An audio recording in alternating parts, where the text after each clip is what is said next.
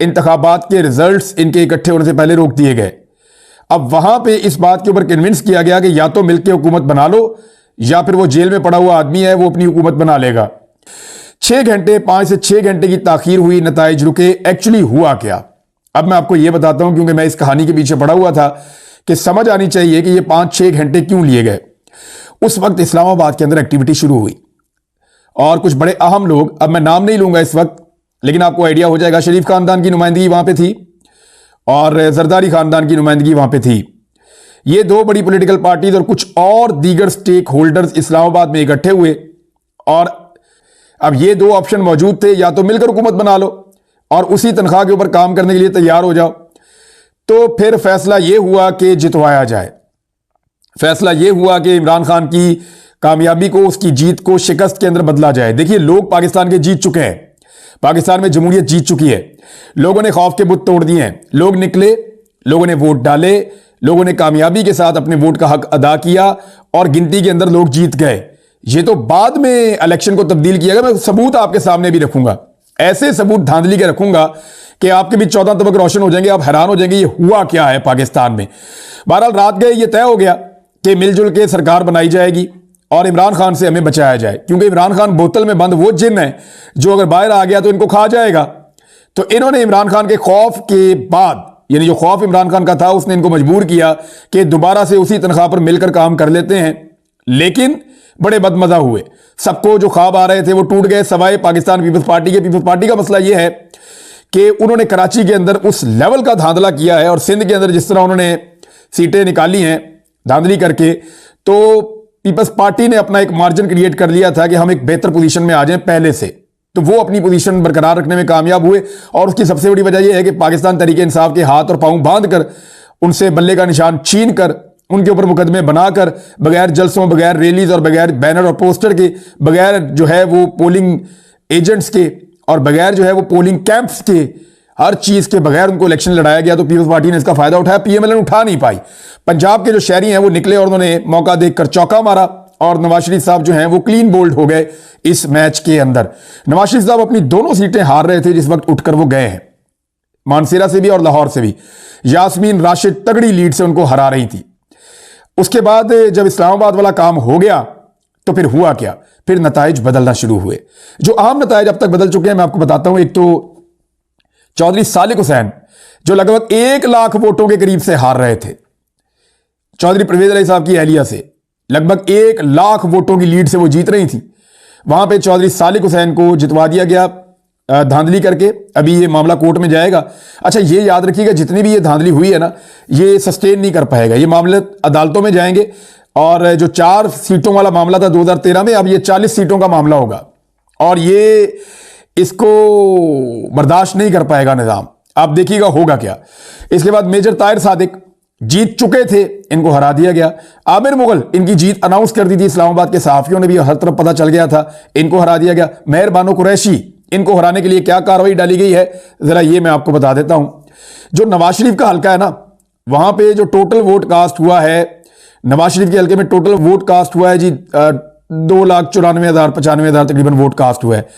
मेहर बानो कुरैशी के हल्के में जो टोटल वोट कास्ट हुआ है वो तकरीबन 2,54,000, यानी को 50,000 वोट कम, 40,000 वोट कम पड़ा है मेहर बानो कुरैशी के हल्के में।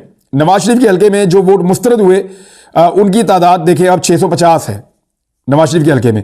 मेहर बानो कुरैशी के हल्के में यही तादाद 16,555 है। क्यों?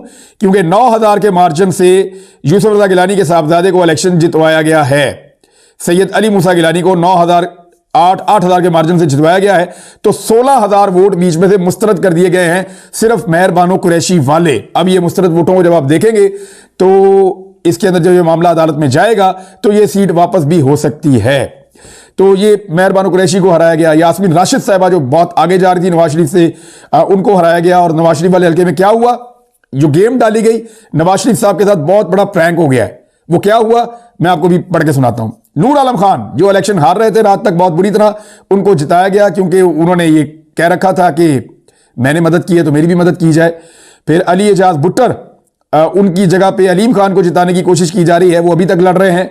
महर शराफत कसूरी ये इलेक्शन जीत चुके थे। मरियम नवाज के बाद एक ही सूबाई असेंबली की नशिस्त थी, जो लाहौर से वो लड़ रही थी महर शराफत कसूरी के मुकाबले में। रात गए, पुलिस की भारी नफरी मुख्तलिफ पोलिंग स्टेशन में पहुंची, घेरा डाला, पोलिंग एजेंट्स को बाहर निकाला, मार कुटाई की और महर शराफत के मुकाबले में मरियम नवाज को बहुत थोड़े से मार्जिन से जीता हुआ करार दिया। अयाज अमीर, जिनके बारे में पूरा पाकिस्तान कह रहा था कि ये इलेक्शन नहीं हार सकते, तो अयाज अमीर को इलेक्शन हराया गया। राजा बशारत रावलपिंडी से 50,000 की लीड से जीत रहे थे, इनके साथ ज्यादती हुई। सेमाबिया ताहिर ये भी इलेक्शन जीत चुकी थी। शुएब शाहीन बड़े मार्जिन से जीत चुके थे। जरताज गुल वजीर 50,000 के मार्जिन से जीत रही थी। ये वो सारी सीटें जहां पे अभी तक बड़ी बड़ी, मैं मेन सीट्स आपको बता रहा हूं, जहां धांधली कर दी गई है। अभी आपको और बहुत सारी नशिस्तें ऐसी मिलेंगी जहां पे धांधली की जाएगी और ये मामला अदालतों में जाएंगे, ये ऐसे रुकेंगे नहीं। ये जीत भी बड़ी आर्जी नौयत की रहेगी और ये हुकूमत भी कोई अगर बन भी गई तो ये ज्यादा चलती हुई दिखाई नहीं देगी। आलमी मुबस्सरीन जो पाकिस्तान के अंदर रिपोर्टिंग कर रहे थे, जर्नलिस्ट थे, उन्होंने बड़ी वजाहत के साथ इस बात को रिपोर्ट किया है कि पाकिस्तान में, और वो ये तासुर लेकर गए हैं पाकिस्तान से, यानी उनको जो भी उन्होंने कल के दिन से तासुर लिया वो ये है कि पाकिस्तान तहरीक इंसाफ सबसे बड़ी जमात है, उसने सबसे ज्यादा वोट लिए हैं, उनकी सबसे ज्यादा नशिस्तें हैं, लेकिन इसके बावजूद पाकिस्तान में सूरत हाल को बदला जा रहा है। अब होना यह चाहिए कि जिन जिन सब लोग तो कर भी नहीं पाए क्योंकि बहुत सारे पोलिंग एजेंट्स को मारा गया है, उनको बाहर निकाला गया है, लेकिन जहां जहां पे जितने भी फॉर्म 45 मौजूद हैं पाकिस्तान तहरीक इंसाफ के हमायत याफ्ता उम्मीदवारों के पास, वो अपने फॉर्म 45 को गायब करें और महफूज मकामात पर मुंतकिल करें। और जो जीतने वाले उम्मीदवार हैं उनको भी महफूज मकामात पर मुंतकिल करें, चाहे उनको जीत को हार में बदल दिया गया हो। उम्मीदवार भी महफूज मकाम पर रहें, अपने फॉर्म 45 भी महफूज मकाम पर रखें, क्योंकि अब आपको गिरफ्तार करके आपसे फॉर्म 45 का तकाजा किया जाएगा। ये फॉर्म 45 अभी भी आपकी लाइफ लाइन बन सकते हैं, लिहाजा ये काम तो फौरी तौर पे करना चाहिए। जिन उम्मीदवारों को लगता है कि उनके साथ ज्यादती हुई है, अब आपको समझ आ रही होगी कि इलेक्ट्रॉनिक वोटिंग मशीन जो इमरान खान साहब लाना चाहते थे उसको क्यों मना किया गया। अगर आज पाकिस्तान में इलेक्ट्रॉनिक वोटिंग मशीन होती तो नतीजा कल रात 9 बजे तक पूरे पाकिस्तान में आ चुका होता 90%, और रात 12 बजे तक लोग सो गए होते पूरा नतीजा सुनकर, और उस नतीजे के ऊपर कोई उंगली भी नहीं उठा सकता था। तो इलेक्ट्रॉनिक वोटिंग मशीन को इसलिए नहीं चलने दिया गया कि धांधली करनी होती है, इलेक्शन को मैनेज करना होता है और इलेक्शन के नताइज को अपने मुताबिक तब्दील करना होता है। किसी को नवाजना होता है और किसी को नहीं नवाजना होता, और किसी को दबाना होता है, उसके साथ ज्यादती करनी होती है। मरियम नवाज लाहौर की दोनों सीटें हार गई थी, उनको कैसे जितवाया जा रहा है ये भी आपके सामने है। मैं अब आपको जरा मियां नवाज शरीफ साहब के जरा फॉर्म 45 को आप देखें और फिर एक फॉर्म, अच्छा फॉर्म 45 और फॉर्म 46 के अंदर जरा पहले आप फर्क समझ लें ये है क्या, क्योंकि जल्दबाजी में बहुत बड़ी बड़ी गलतियां हो गई हैं। ये सारी गलतियां अदालतों में जाएंगी और अदालतों के अंदर बड़े जूते पड़ने वाले हैं, क्योंकि अदालतों में जब ये सवालात वकील उठाएंगे तो नवाज शरीफ के वकला के पास या नवाज शरीफ की पार्टी के जो उम्मीदवारान हैं जो जीतने वाले हैं बज़ाहिर, उनके पास कोई जवाब नहीं होंगे। वो बुरी तरह फंस चुके हैं। कैसे फंसे हैं देखें, मैं आपको बताता हूं। वो ऐसे फंसे हैं कि फॉर्म 45 होता है एक पोलिंग स्टेशन का, फॉर्म 47 होता है पूरे हलके का।